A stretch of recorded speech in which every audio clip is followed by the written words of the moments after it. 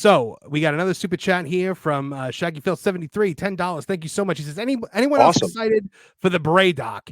Anyone else Yes. sad that we never got a chance for Bray versus Cody? I think that could have been the next Taker versus Shawn. 100%. So I believe that Bray Wyatt is the most brilliant human being, the most brilliant creative mind in the history of wrestling. I 100. I see everybody, now post-mortem who are like, oh my gosh, he was so brilliant. And then like the day before he died, they were like, Uncle Howdy, this is the worst thing ever. Yep. That man was a genius. He was a creative genius, and he was ahead of his time.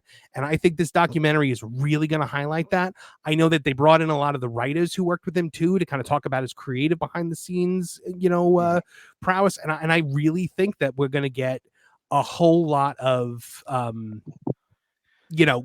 like big feels out of this one. You know how passionate I am about Bray Wyatt. That was the thing that we first started talking about. It was like our bonding moment. Yeah, and man, like I've said it 100 times, he viewed wrestling and it saw it could be so much more than what it is, and his impact isn't going to be felt for 10-15 years. But you look at the Firefly Funhouse and you look at the layers of it, right?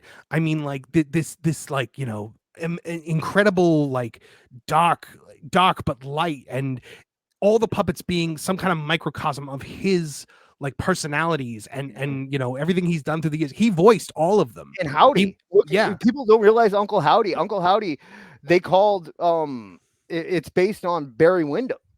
Yeah, and right. They used aspects of Barry Windham and everything. In the mask, you could see, everything is just based around parts of his personality and the things that made him.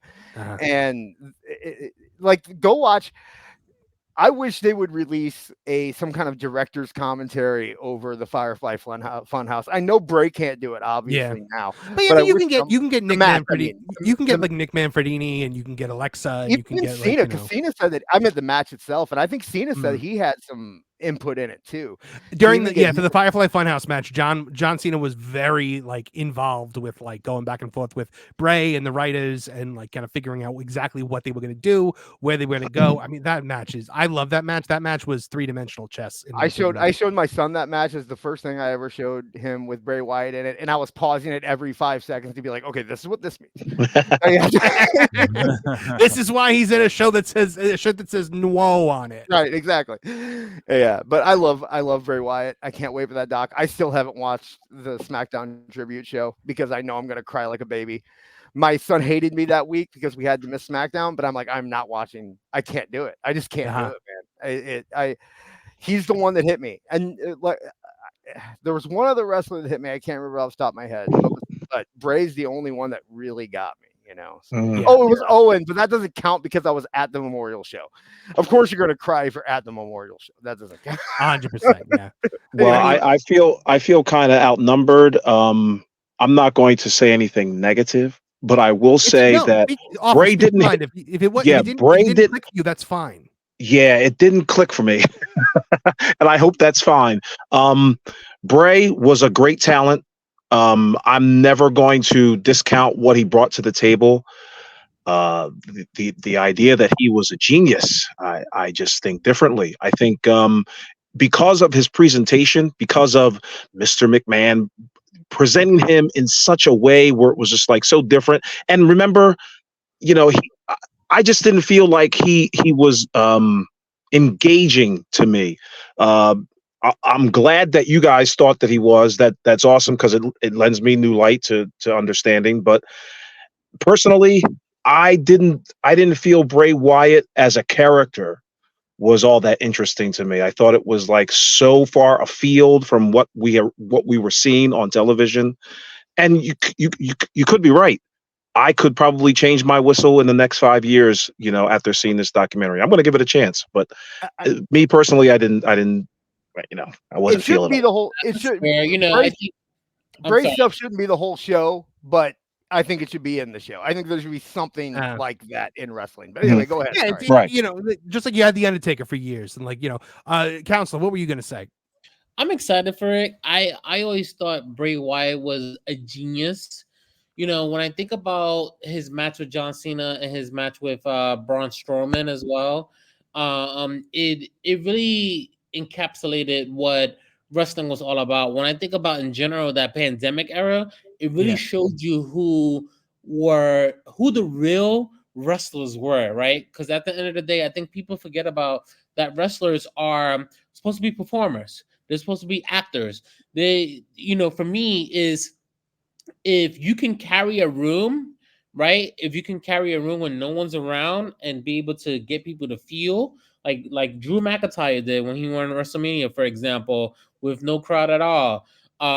Making people feel and making people think is very important in this business. So Randy Orton was also another example during the pandemic as well. So the Bray Wyatt documentary, I think is really going to show just the behind the scenes of the genius and whatnot. I think it's very interesting and I think it's interesting what you said there about the and this point real quick. And I think it's also very interesting when we think about the Wrestling Observer Awards, how he got worst gimmick for 2-3 years in a row. It's kind of very telling with how people think about what pro wrestling is, at least on the internet in general, versus when we think about the merch, how much Bray Wyatt was a house merch seller, for example, and the kind of views he was getting for the stuff he was doing. Bray was a genius. Bray was like the show How I Met Your Mother. Sometimes they were duds, but when it was funny, it was hysterical. When they got it right, they got it right, and that was Bray. And he gave us more right than wrong, and he tried. He was creative. He was trying to bring a horror movie and a psychological thriller on an ongoing basis, on a week to week. And it was the closest thing was the Broken Hardy universe. That only worked for 2 years. I just think that Bray was remarkable, and that one, I don't like to compare people's deaths, but that wrestler death hit me the hardest, at least as an adult. That was a big. That one hit me too. It was such a shock. I remember it was just kind of took the wind out of me. So Bray versus Cody, I think that could have been money, especially Fiend versus Cody. I would have loved Fiend versus, because Fiend was a literal monster. Like once they learned how to use the Fiend was my favorite thing on the show. Like it didn't work when they did the disqualification in the Hell in a Cell match. I was like, come on. But or where they would like try to keep like the cane light on for the entire match. I was like, no, it doesn't work, guys. Like turn the lights on. But the way high school hunk versus the monster. I mean, it's perfect.